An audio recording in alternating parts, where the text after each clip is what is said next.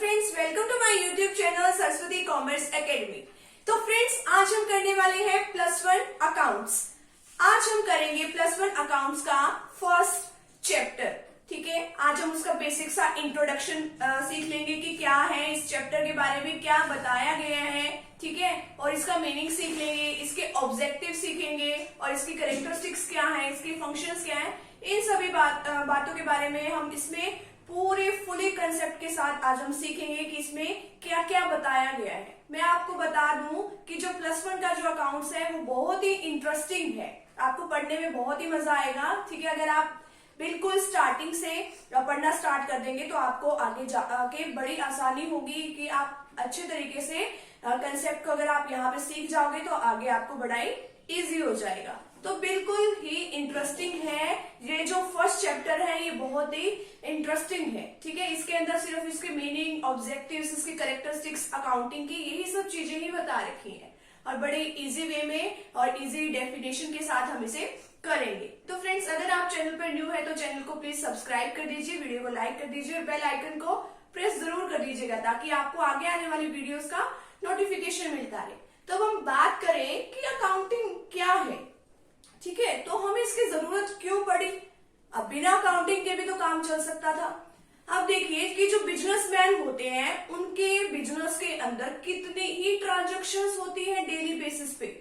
वो daily purchase करते हैं, किसी को सेल करते हैं, किसी से क्रेडिट पे जो माल है वो, यानी क्रेडिट का मतलब है उधार पर माल खरीदते हैं, किसी को उधार पे माल सेल भी करते हैं। वो सेल करने का मतलब होता है बेचना और परचेज करने का मतलब होता है खरीदना।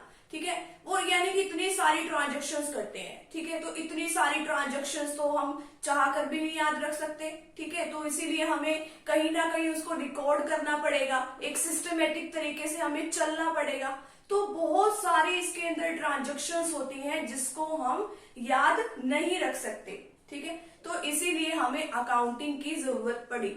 अब जो अकाउंटिंग का जो काम है, यानी कि इसमें हम देखिए नीड क्यों पड़ी, इसकी परचेज करने के लिए, सेल्स करने के लिए कि कितनी हमने जो हमारा जो प्रोडक्शन है, कितना हमने उसमें से कितना पार्ट गुड्स यानी कि जो वस्तुएं हैं हमारे पास, कितनी हमने सेल करी है।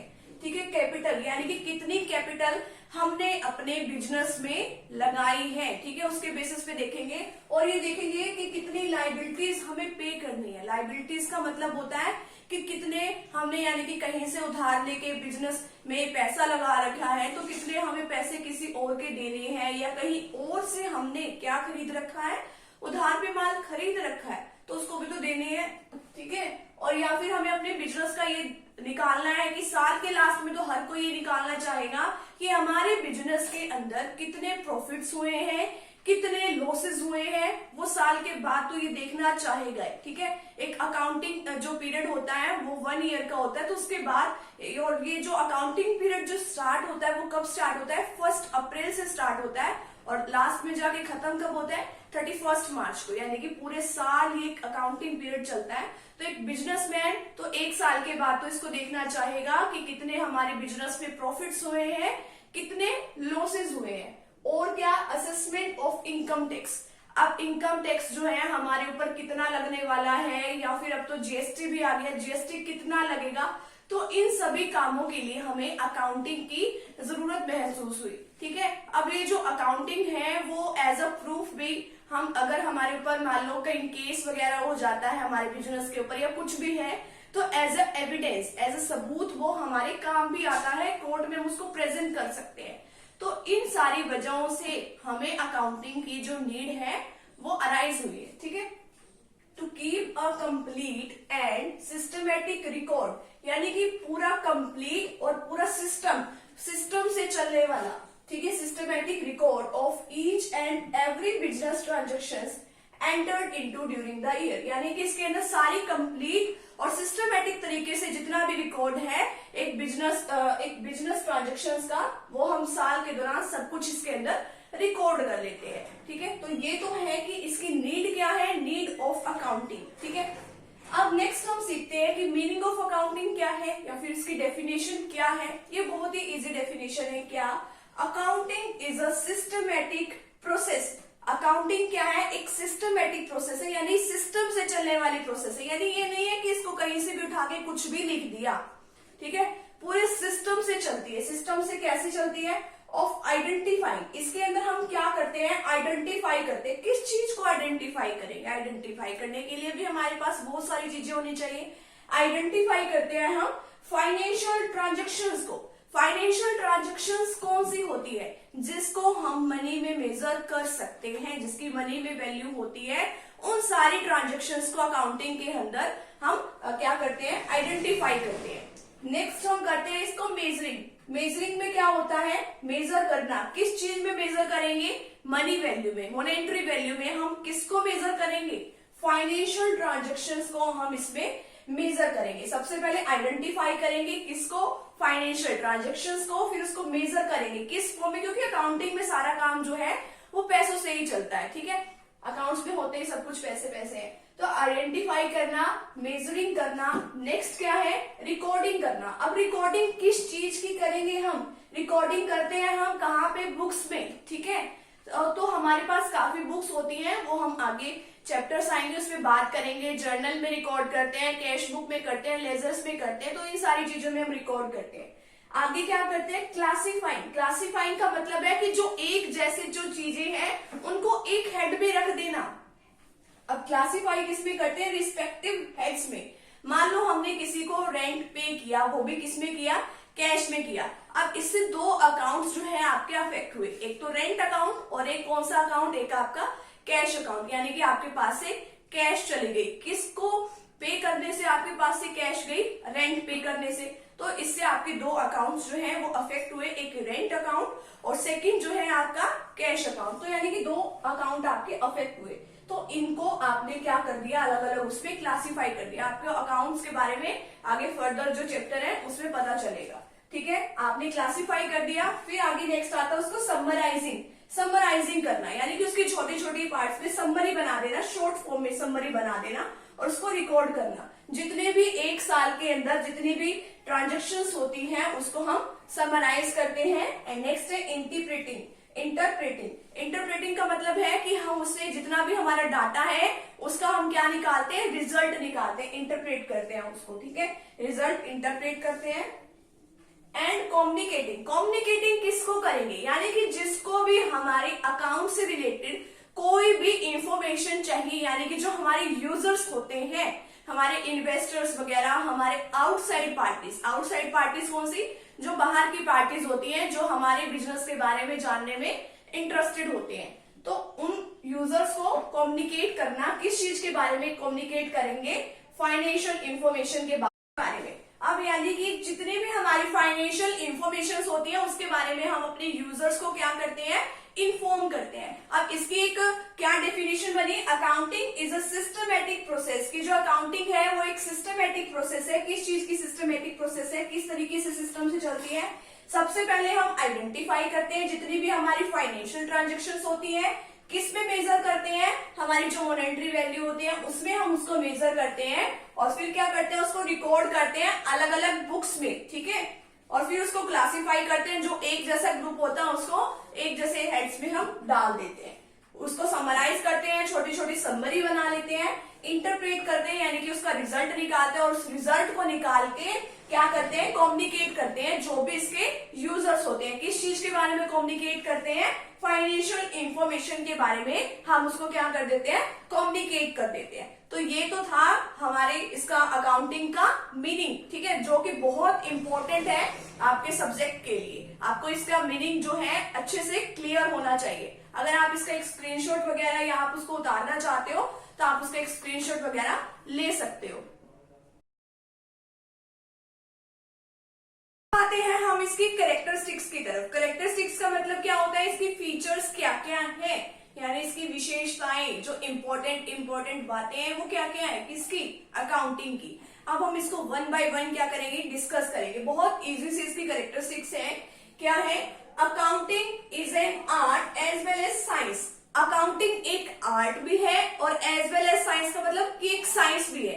अब साइंस किस फॉर्म में है, जो साइंस होती है वो कुछ ना कुछ प्रिंसिपल पर बेस्ड होती है। तो इसी तरीके से अकाउंटिंग में भी ये कुछ स्पेसिफाइड प्रिंसिपल्स हैं उसके ऊपर जो है अकाउंटिंग बेस्ड होती है। सर्टेन प्रिंसिपल्स होते हैं इसके, सर्टेन मतलब एक जैसे प्रिंसिपल जो पूरे यूनिवर्सल में एक जैसे होते हैं अकाउंटिंग के, तो उस पर बेस्ड होता है। तो इसलिए हम इसको क्या कहते हैं कि एक अकाउंटिंग जो है एक साइंस है। और आर्ट हम किस वजह से कहते हैं, आर्ट का मतलब है कला, ठीक है, कि किसी भी काम को प्रेजेंट करने की एक कला, यानी कि अकाउंटिंग एक आर्ट किस तरीके से, क्योंकि अकाउंटिंग इज एन आर्ट। क्यों है, क्योंकि इसके अंदर हम देखिए अकाउंट्स को क्या क्या करते हैं, हम उसको क्लासिफाई भी करते हैं, अलग अलग जगह पे हम उसको रिकॉर्ड भी करते हैं, आइडेंटिफाई भी करते हैं, उसको समरी में भी बनाते हैं। तो यानी कि हर एक तरीके से हम उसको क्लासिफाई वगैरह कर सकते हैं और अपने काम को अच्छे से कर सकते हैं, प्रेजेंट कर सकते हैं हम अपने काम को। तो इसीलिए ये भी एक क्या है, आर्ट है। हर एक अकाउंटेंट अपने तरीके से इस काम को बड़े ही बखूबी निभाने का प्रयास करता है, हम इसमें ये कह सकते हैं कि यानी कि वो बहुत अच्छे ढंग से इसको प्रेजेंट करता है, ठीक है। तो इसलिए एक आर्ट भी है और एक क्या है, ये साइंस भी है। अब सेकंड इसकी फीचर क्या है, recording of financial transactions only. Financial transactions मैंने आपको इसके मीनिंग में भी बताया था कि फाइनेंशियल ट्रांजेक्शंस का मतलब होता है कि जिसकी मनी में मेजर कर सकते हैं, जिसकी वैल्यू को हम, तो उसी आइटम्स को ही हम इसके अंदर रिकॉर्ड कर सकते हैं। जो नॉन फाइनेंशियल ट्रांजेक्शंस होती है हम उसको रिकॉर्ड नहीं कर सकते, चाहे वो हमारे बिजनेस के लिए कितनी भी इंपॉर्टेंट क्यों ना हो। जब तक उसकी मनी में मेजर नहीं कर सकते हम वैल्यू को, तब तक हम उसको रिकॉर्ड नहीं करेंगे, ठीक है। अब देखिए नेक्स्ट है recording in terms of money. तो हम इसको मनी की फॉर्म में ही रिकॉर्ड कर सकते हैं, अदरवाइज हम इसको किसी भी तरीके से रिकॉर्ड नहीं कर सकते। अगर हम ये कहें कि हमारे पास बिजनेस के अंदर 2 एकड़ जमीन है, ठीक है, लैंड पड़ी है हमारे पास इतनी सारी, ठीक है, हमारे पास 20 चेयर्स हैं, इतनी टेबल्स हैं, ठीक है, यहाँ तक कि ये इतना प्लांट है हमारे पास, तो हम इसको कुछ नहीं कह सकते जब तक हम इसको रिकॉर्ड कब करेंगे, अगर हम इसकी मनी में मेजर कर सकते हैं इसकी वैल्यू को। जैसे 20 टेबल्स है हमारे पास के इतने की है, मान लो 10,000 रुपीज की है, लैंड जो है हमारे पास वो मान लो 2 करोड़ रुपीज के। तो यानी कि हम इस तरीके से इसको मनी में मेजर जो है कर सकते हैं और उन्हीं आइटम्स को हम इसके अंदर रिकॉर्ड करेंगे, ठीक है। तो ये थर्ड फीचर भी आपकी होगी। आगे है आपकी नेक्स्ट फीचर क्लासिफाइंग। क्लासिफाइंग का मतलब होता है कि एक जैसे जो आइटम्स होती है उसका एक ग्रुप बना के उसको क्लासिफाई कर देना, और जो क्लासिफाई करते हैं उसको अलग अलग जगह पे हम उसको फिर रिकॉर्ड भी करते हैं। वो आपको आगे आने वाले चैप्टर्स में पता चलेगा कि लेजर क्या होते हैं, ठीक है, जर्नल क्या होते हैं, किस तरीके से हम उसकी जर्नल एंट्रीज वगैरह करते हैं, तो आपको आगे आने वाले चैप्टर्स में पता चलेगा। तो क्लासिफाई का मतलब आप ये समझ लीजिए कि जो एक जैसी जो डाटा है, एक जैसे जो इन्फॉर्मेशन है उसको एक हेड में डाल देना, दूसरी इन्फॉर्मेशन जो एक जैसी है उसको एक हेड में डाल देना। नेक्स्ट है समराइजिंग। समराइजिंग का मतलब होता है उसको समरी दे देना, ठीक है, कि इस तरीके से जो भी हमारे पास डाटा पड़ा हुआ है, जो भी क्लासिफाइड डाटा है, जो अलग अलग ग्रुप्स में हमने सेपरेट किया है, उसको समराइज करना, उसको प्रेजेंट करना अंडरस्टैंडेबल फॉर्म में। क्यों, ताकि उसका यूज जो है वो कहाँ होता है, वो मैनेजमेंट जो है उसको यूज करती है, कहाँ पे यूज करती है, डिसीजन मेकिंग में उसको यूज करते हैं। तो यानी कि उसको समराइज कर देना, ठीक है, तो अच्छे से प्रेजेंट करना। अब देखिए अच्छे से प्रेजेंट हम किस तरीके से करते हैं, हम सबसे पहले trading and profit and loss बनाते हैं, पहले लेजर बनता है, trading and profit and loss बनता है, ठीक है, फिर हम बैलेंस शीट बनाते हैं। ये आपके आगे आने वाले चैप्टर्स में आपको पता चलेगा कि ट्रेडिंग अकाउंट क्या होता है, प्रॉफिट एंड लॉस अकाउंट क्या होता है, बैलेंस शीट क्या होती है, ठीक है। तो यानी कि इस तरीके से हम इसको प्रेजेंट करते हैं। नेक्स्ट है इंटरप्रिटेशन ऑफ द रिजल्ट। जो भी आपका रिजल्ट आया है, यानी कि जो भी आपके पास डाटा था, जो मैंने आपको मीनिंग में बताया भी था, उसको हम इंटरप्रेट करते हैं, रिजल्ट निकालते हैं और उस रिजल्ट को कहाँ कम्युनिकेट करते हैं। कम्युनिकेटिंग जो इसकी लास्ट फीचर है, हम इसके जो भी यूजर्स हैं, जिसको भी अकाउंटिंग से रिलेटेड डाटा चाहिए, उसको हम क्या कर देते हैं, कम्युनिकेट करते हैं। अब देखिए ये जो सारी है इसकी कैरेक्टरिस्टिक्स है, किसकी कैरेक्टरिस्टिक्स है, हमारी अकाउंटिंग की, कि अकाउंटिंग एक आर्ट भी है और एक साइंस भी है। फाइनेंशियल ट्रांजेक्शंस को हम रिकॉर्ड करते हैं, जो भी मनी में होती है उसको रिकॉर्ड करते हैं, डाटा को क्लासिफाई किया जाता है और क्लासिफाइड डाटा को फिर समराइज किया जाता है, फिर उसका रिजल्ट निकाला जाता है और रिजल्ट निकाल के हम उसको क्या करते हैं, कम्युनिकेट करते हैं, ठीक है। तो ये तो सारी थी इसकी फीचर्स। अब हम बात करेंगे इसके ऑब्जेक्टिव्स के बारे में कि इसके क्या क्या ऑब्जेक्टिव्स हैं। तो चलिए स्टार्ट करते हैं। अब हम करने वाले हैं इसके ऑब्जेक्टिव्स की अकाउंटिंग के क्या क्या ऑब्जेक्टिव्स हैं। हम इसके मेन से ऑब्जेक्टिव करेंगे। अब देखिए फर्स्ट ऑब्जेक्टिव क्या है, to keep systematic record of business transactions. यानी कि इसके अंदर जितने भी हमारे रिकॉर्ड्स होते हैं, ठीक है, जो भी ट्रांजेक्शन्स होती हैं, उन सभी को हम क्या कर लेते हैं, रिकॉर्ड कर लेते हैं। पूरा सिस्टम वाइज हम उसको रिकॉर्ड करते हैं। हम इसको रिकॉर्ड क्यों करते हैं, ताकि हमसे कोई भी गलती ना हो और कोई भी पर्सन जो है वो बिल्कुल भी फ्रॉड ना कर सके। अब देखिए, अगर मान लो कोई भी जो आइटम है वो लिखने से रह गई है हमारी बुक्स के अंदर, तो वहीं से गड़बड़ होना स्टार्ट हो जाएगी, क्योंकि हमारी मेमोरी जो है इतनी तेज तो है नहीं कि हम सब कुछ याद कर सके, ठीक है। तो इसी वजह से हम सब कुछ उसको क्या करते हैं, रिकॉर्ड करके चलते हैं। सेकेंड है टू कैलकुलेट प्रॉफिट और लॉस। अब प्रॉफिट और लॉस को कैलकुलेट करने के लिए अब एक बिजनेसमैन जो है वो ये जानना चाहता है कि हमें साल के लास्ट में एक अकाउंटिंग पीरियड के बाद कि हमें कितना प्रॉफिट हुआ है, कितना लॉस हुआ है। तो इसीलिए वो ये सब जो अकाउंट्स जो है वो मेंटेन करता है। इसके लिए हम trading and profit and loss account बनाते हैं और एक क्या बनाते हैं, बैलेंस शीट बनाते हैं। तो उससे हमें पता चल जाता है कि हमें कितना प्रॉफिट हुआ है, कितना लॉस हुआ है। हम trading and profit and loss account में क्या क्या चीजें लिखते हैं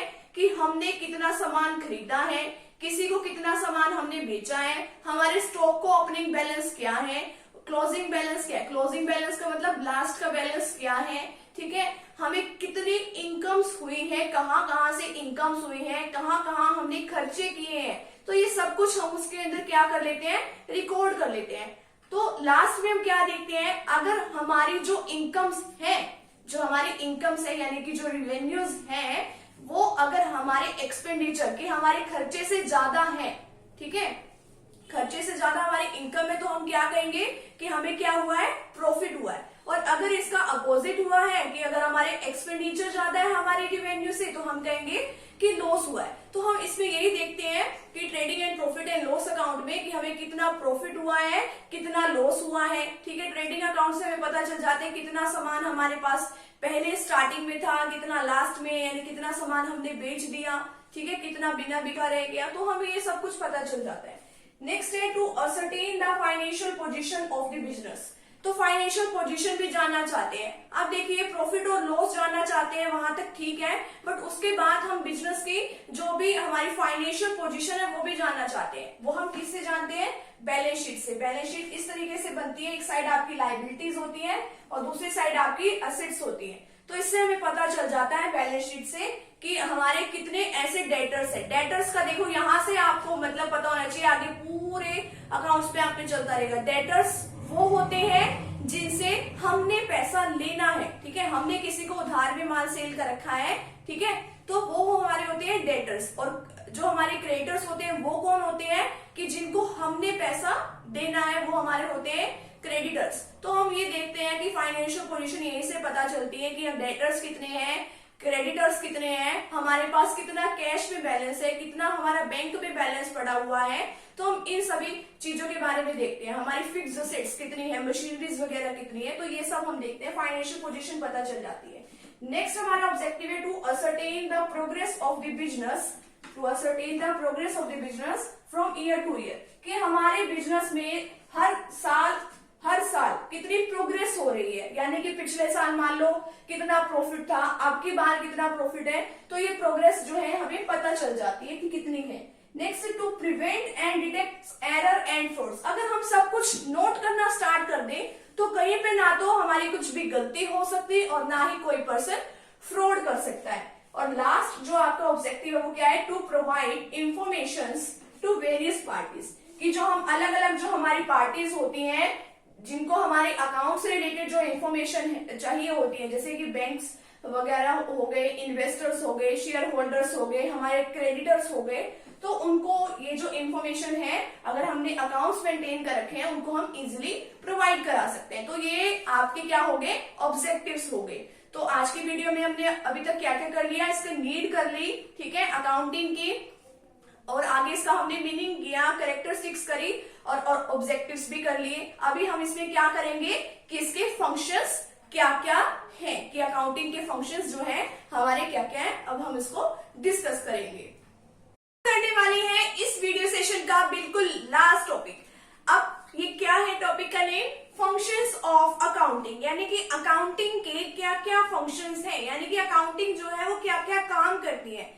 ये हम अभी तक सीख ही चुके हैं, इसके कैरेक्टरिस्टिक्स में भी हमने सीखा, सेम वैसे वैसे ही इसके फंक्शन ये जो है परफॉर्म करते हैं। तो चलिए अब देखते हैं इसके क्या क्या फंक्शंस हैं। Maintaining complete and systematic records, यानी कि ये क्या करता है, मेंटेन करता है सिस्टमेटिक रिकॉर्ड्स को, कंप्लीट रिकॉर्डिंग करता है किसकी, जो भी अपनी बिजनेस ट्रांजेक्शन्स होती है उनसे रिलेटेड ये पूरी कंप्लीट रिकॉर्डिंग कर देता है, ठीक है। और वो हमें काफी हेल्प भी करती है, अगर हमें कहीं पे अचानक से देखने भी पड़ जाए अपने अकाउंट्स वगैरह तो हम इजिली चेक कर सकते हैं और उनसे रिलेटेड कोई इन्फॉर्मेशन भी ले सकते हैं। तो ये हम हमारी कैरेक्टरिस्टिक्स में भी हमने सीखा था कि ये क्या करते हैं, कंप्लीट और सिस्टमेटिक रिकॉर्ड बना के चलते हैं। अब हमें पता है कि अकाउंटिंग में जो सारा काम होता है सिस्टम वाइज होता है, ठीक है, तो सिस्टम वाइज ये सारे काम करती है। सेकेंड है communicating the financial result to various parties, यानी कि कम्युनिकेट करती है इससे रिलेटेड जो हमने ये इसको कंप्लीट जो रिकॉर्डिंग करी है, फिर उसका जो भी रिजल्ट आता है उसको हम क्या करते हैं, कम्युनिकेट करते हैं जो भी हमारी वेरियस पार्टीज होती है, जो भी अकाउंटिंग जो जानना चाहते हैं कि हमारे बिजनेस में क्या चल रहा है, जैसे कि हमारे इन्वेस्टर्स होते हैं जो हमारे बिजनेस में इन्वेस्ट करना चाहते हैं, जो अपना पैसा हमारे बिजनेस में लगाना चाहते हैं, या फिर कोई हमारे क्रेडिटर्स हो गए। क्रेडिटर्स का मतलब क्या होता है, क्रेडिटर्स का मतलब वो होता है यानी कि जिन्होंने हमारे बिजनेस से पैसे लेने हैं, ठीक है, वो भी जानना चाहते हैं। तो और इसी तरीके के हमारे शेयर होल्डर्स वगैरह होते हैं। तो ये आगे आने वाले चैप्टर्स में आप समझ जाएंगे ये छोटी छोटी टर्म्स क्या क्या हैं ये, ठीक है। तो यानी कि कुछ पार्टीज होती हैं कि जो हमारे बिजनेस फर्म्स के बारे में जानने में इंटरेस्टेड होते हैं, तो उनको ये कम्युनिकेट कर दिया जाता है। तो ये जो हमारा अकाउंटिंग है तो वो बताने में हेल्प करता है क्योंकि सब कुछ लिखा हुआ होता है। नेक्स्ट है protecting the assets of business, यानी कि बिजनेस की एसेट्स को प्रोटेक्ट करता है, ठीक है। हमारे बिजनेस के एसेट्स यानी कि कैश इन हैंड हो गया, कैश एट बैंक हो गया, और कोई भी एसेट्स है तो उसको प्रोटेक्ट करता है क्योंकि सारा का सारा रिकॉर्डिंग का काम अकाउंटिंग सिस्टम में हो जाता है।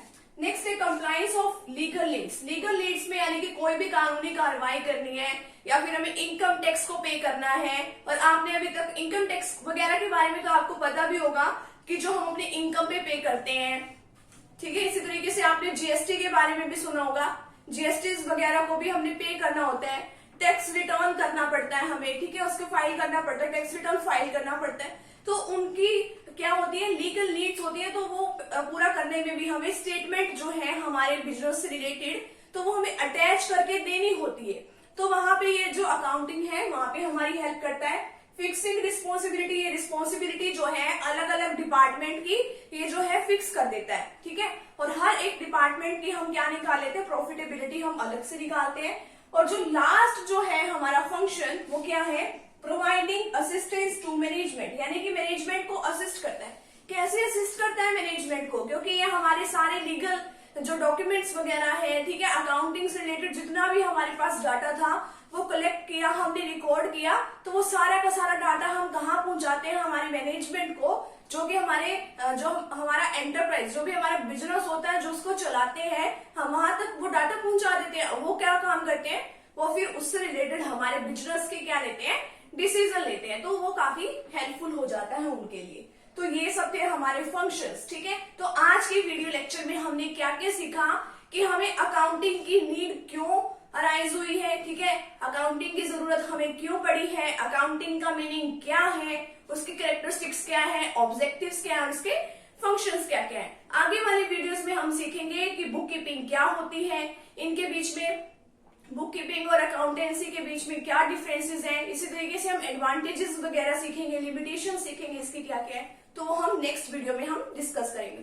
तो फ्रेंड्स, अगर आप चैनल पर न्यू है तो चैनल को प्लीज सब्सक्राइब कर दीजिएगा, वीडियो को जरूर लाइक कर दीजिएगा, बेल आइकन को प्रेस भी कर दीजिएगा ताकि आपको आगे आने वाली वीडियोस का नोटिफिकेशन मिलता रहे। Thank you very much.